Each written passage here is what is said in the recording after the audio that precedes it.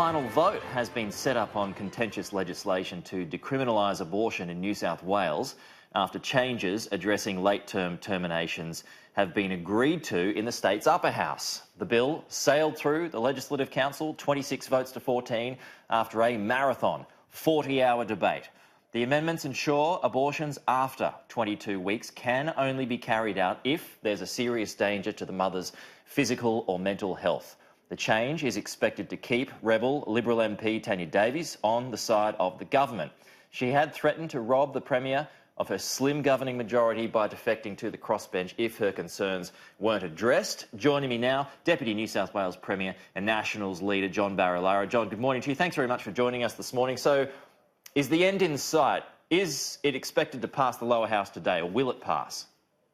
Yeah, good morning, Peter. Look, a marathon debate, the third longest debate of any bill in the New South Wales Parliament. So for those critics that said and have criticised the government, the Premier and myself, that this was a rushed piece of legislation, I think the hours of debate stack up to say that this was one that engaged all members of the House, both upper and lower house, and in the end we've got what I believe is one of the best bills in the state, in the country, in dealing with moving abortions out of the Criminal Act to the Health Act. Yes, it went through the House overnight, which is great news. We expect it to get through the lower house today, in my understanding, with very, very little objection. How relieved are you? What was the question? How relieved are you? Talk about the marathon debate. We're finally here. There's been a lot of tears, a lot of anger. I mean, you yourself had to apologise for some of the language that you used yesterday. What was it, by the way, that got you so hot under the collar? Look, I'm arguing that regional rule in New South Wales needs a stronger voice, and the Labor Party, as always, decides to just shout you down during question time, which is their attack tool, I suppose, is what they do. Before I even got to my feet, I already had a point of order before I uttered a single word, so I knew I was up for a bit of banter by those opposite, and I let loose in using a phrase. It wasn't a direct swear word, but it was a phrase, and I accept that as the Deputy Premier. I've got to respect the honour of the office that I hold, and that's why I apologise. But I won't apologise for being fiery. For someone that has got courage to say what needs to be said and fight for regional rural Australia. So that apology is only in relation to the phrase that I used, but nothing more. Yeah, John, the amendment that ensures abortion after 22 weeks can only be carried out if there's a serious danger to the mother's physical health or mental health. That's no different to how it was, right? So was it all a waste of time, a whole lot of nothing?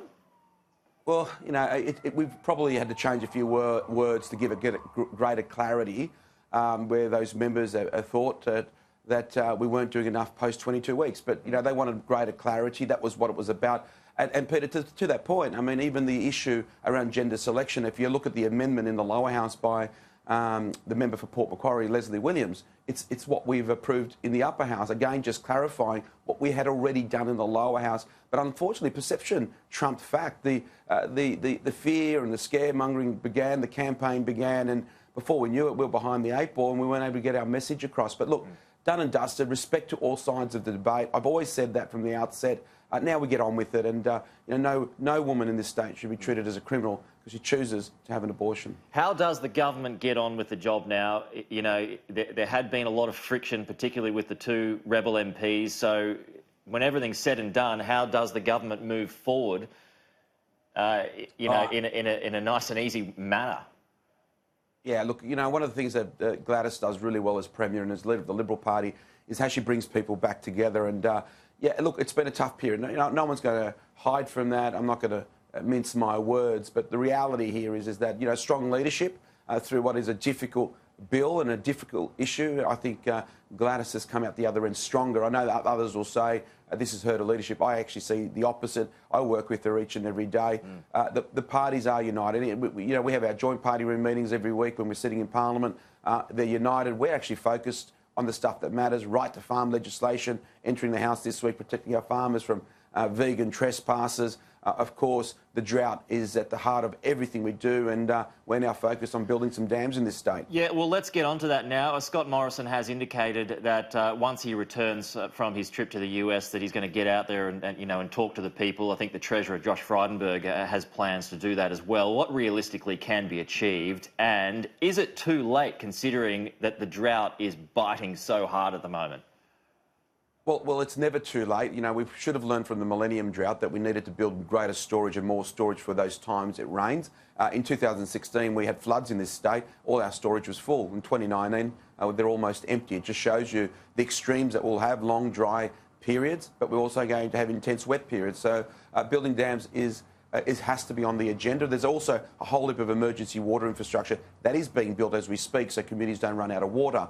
But, I was very pleased to see Scott Morrison, the Prime Minister, respond to the call of New South Wales. And the truth is that before he went to the US, the Premier and I had a phone hook-up with the Prime Minister detailing our plan of projects. Money is one part of it, and it's good to see that the feds are interested in funding their share of these projects. The second part is the process, and that is the key here. We've got to cut that red and green tape if we're actually going to build any dams. And I keep saying, in this term of government, in the next 2 to 3 years, we must have bulldozers in the ground. I believe now there is goodwill. We can truncate a whole heap of processes from community consultation to environmental impact studies to what is sometimes the maze of planning, and we can actually get on with building dams. I'm feeling more confident today than ever before, but let actions speak louder than words, and we'll see what happens in the next 12 to 18 months. Yeah, OK, so we've got, there's a fresh list for dams. One of them is at Mole River, another one at Dungowan, another one at Wyangala, plus there's emergency town water supplies for Dubbo, Cobar and Nyngan. Is that enough? Oh, no, that's the list that the feds have released to the media a couple of nights ago. No, we've got we have a strategy in New South Wales that identifies a range of different infrastructure projects, including underground dams by recharging aquifers.